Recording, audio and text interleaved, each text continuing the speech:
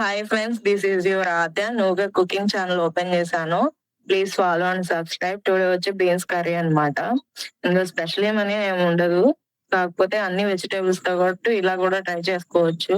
First అయితే బీన్స్‌ని ఒక చిన్న సైజు ముక్కలుగా కట్ చేసుకొని, వాటర్‌లో నీట్‌గా కడిగేసుకొని, ఒక బౌల్‌లో వేసుకొని, ఆ తర్వాత అందులో ఉప్పు గాని, సాల్ట్ గాని యాడ్ చేసి, అలాగే వాటర్ ఫిల్ చేసుకొని, గ్యాస్ మీద పెట్టేసుకుందాం.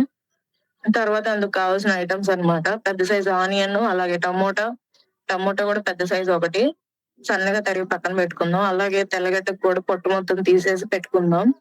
పచ్చిమిరపకాయలు ఒక 5 గాని, 6 గాని, లేదా స్కిప్ చేయాలంటే చేయొచ్చు. మీ ఇష్టం అది. నాకిష్టం కాబట్టి నేనేసుకుంటున్నాను. అవన్నీ కట్ చేసి పెట్టుకున్న తర్వాత బీన్స్ ఒక 5-8 మినిట్స్ అంతా బాయిల్ అయిపోద్ది. ఆ బాయిల్ అయిపోయిన తర్వాత అందులో ఉన్న వాటర్ అంతా వంపేసుకొని పక్కన పెట్టుకుందాం. ఇప్పుడు మళ్ళీ స్టవ్ వెలిగించుకొని బాండలు పెట్టేసుకొని అందులో ఆయిల్ పోసుకుందాం.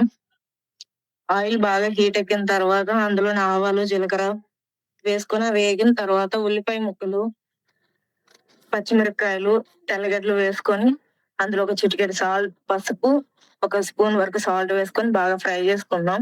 అవి బాగా వేగిపోయిన తర్వాత టమోటా ముక్కల్ని యాడ్ చేసుకుందాం. టమోటా ముక్కలు కూడా బాగా వేగిపోయిన తర్వాత పక్కన ఉన్నటువంటి బీన్స్ ముక్కలు కూడా యాడ్ చేసుకుందాం. బాగా ఫ్రై చేసుకోవాలి ఒక 2 మినిట్స్ హై ఫ్లేమ్‌లో.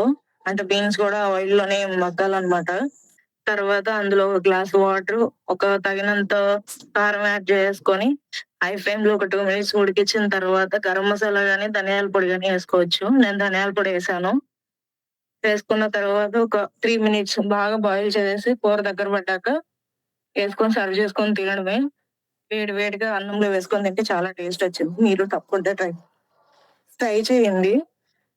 వెళ్ళే ముందు ఫాలో చేసి సబ్స్క్రైబ్ చేయండి. బాయ్.